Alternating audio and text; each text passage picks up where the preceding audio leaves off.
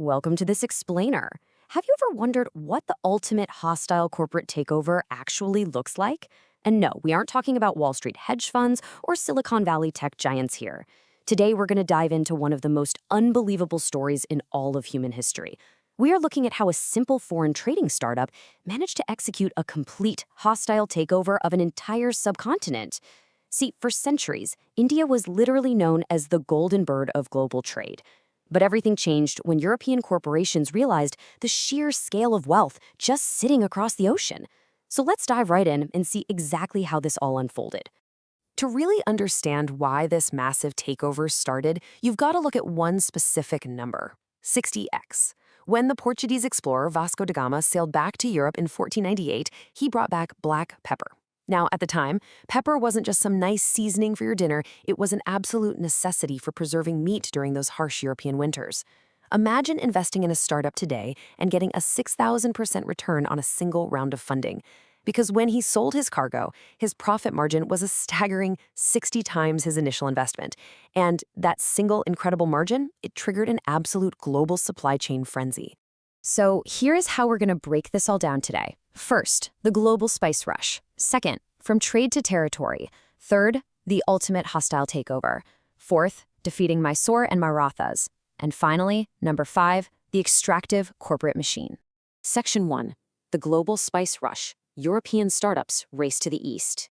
This whole frenzy actually kicked off decades earlier, when the fall of Constantinople in 1453 completely blocked traditional land and sea routes via the Persian Gulf and the Red Sea. Arab and Italian merchants held a really strict monopoly on the remaining supply lines, which artificially jacked up prices all across the continent. So this forced European powers to desperately find new direct sea routes to bypass the middleman entirely. And man, did they rush in. The Portuguese arrived first in 1498, followed by the Dutch in 1595, the British East India Company forming in 1600, then the Danish, and finally the French. They were all flooding the Indian market to set up factories, which back then were not manufacturing plants, but actually highly fortified warehouses and trading posts designed to smash the existing trade monopolies and secure a permanent foothold. Section 2. From trade to territory, securing the real estate. What's really fascinating here is how the British East India Company completely flipped their strategy.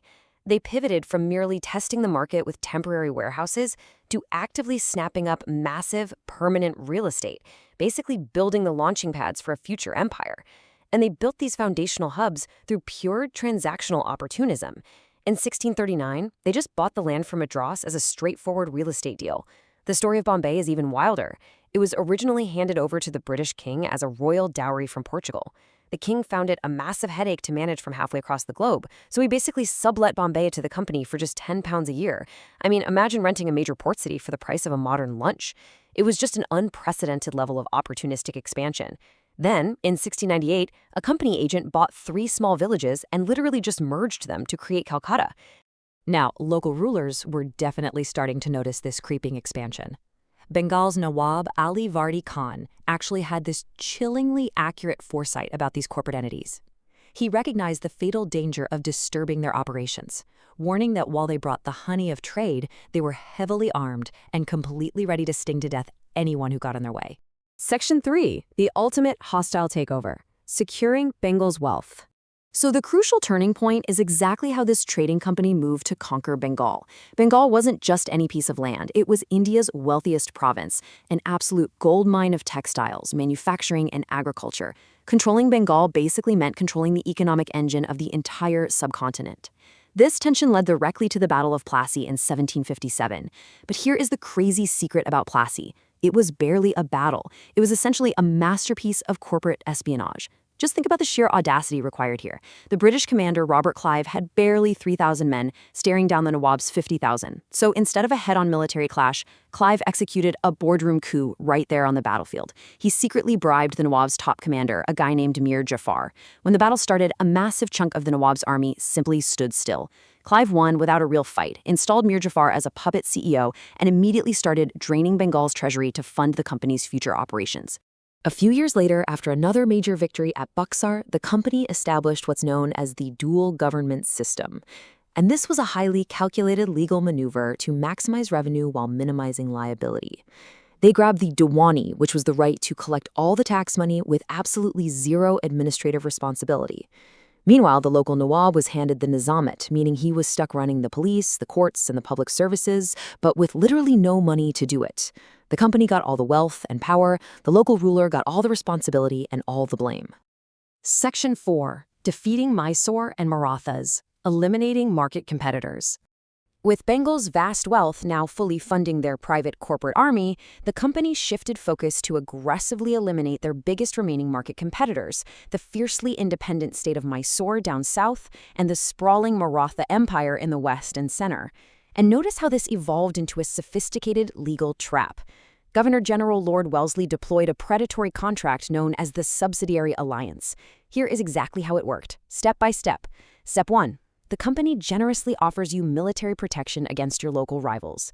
Step 2. You are forced to pay the massive costs for their British troops to be stationed inside your own capital. Step 3. You lose your right to make alliances or conduct foreign policy with anybody else. And Step 4. When the exorbitant costs of maintaining those foreign troops inevitably bankrupt your state, you are legally forced to surrender your land to the company to settle the debt. It was brilliant and it was brutal. Tipu's Sultan of Mysore, however, saw right through this trap. He realized the extreme danger of this alliance and flat out refused to sell his sovereignty to a corporation. He modernized his army, he built his own armories, and he fought the British relentlessly. Ultimately, rather than signing a document that would basically enslave his people to a corporate entity, he chose to die in battle defending his capital in 1799. Meanwhile, you had the Maratha Empire, which was the most formidable power in the country at the time. But they weren't brought down purely by British military might. They were actually broken from the inside. Much like a modern corporation exploiting a fractured board of directors, the British leveraged a fierce internal family dispute over the Peshwa throne. A leader named Ragaba actually invited British forces in for his own personal gain. By allowing an outside corporation to act as the umpire in their family feud, the Maratha leadership permanently fractured, which eventually forced them into subsidiary alliances and led to their total defeat. So, with their major competitors completely eliminated, it brings us to a really fascinating question. How exactly did a group of corporate merchants sitting in boardrooms manage to administer and control a vast, complex subcontinent of millions and millions of people? Section 5. The extractive corporate machine, institutionalizing the monopoly.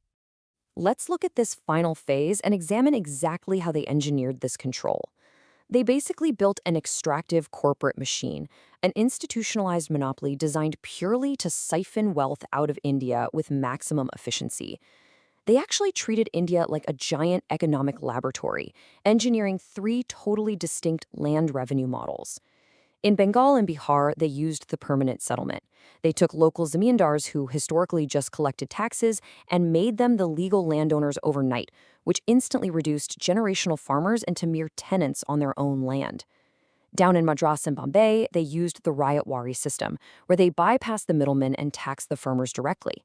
But the catch, the tax rates were so impossibly high that a single bad monsoon meant farmers had to borrow from local moneylenders just to pay their tax bill. And in the Northwest, they used the Mahalwari system, taxing the entire village collective as a single unit, which systematically eroded community trust.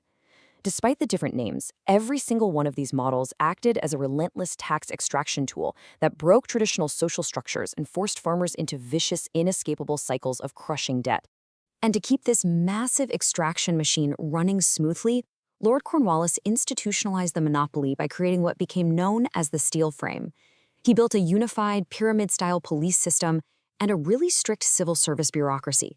But here is the absolutely critical detail.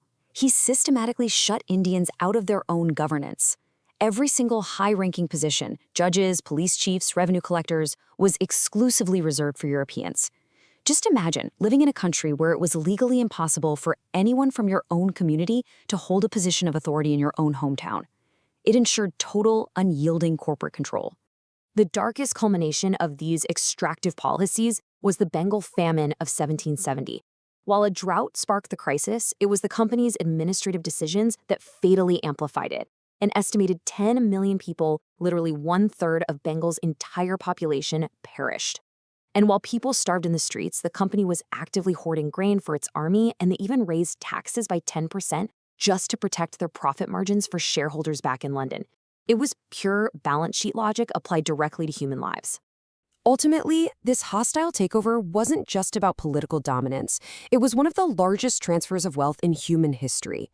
Economic historians, building on early theories like Dadabai Naroji's drain of wealth, estimate that an astounding $45 trillion of wealth was systematically drained from India to Britain over the course of colonial rule. To put that into perspective for a second, that is roughly double the modern-day GDP of the United States. Looking at the sheer scale of this extraction leaves us with a profound final thought. What is the true, devastating cost of unchecked corporate monopolies when they're disguised as empires? Thank you so much for joining me for this explainer, and I hope this provided a striking new lens on how history was shaped by the original hostile takeover.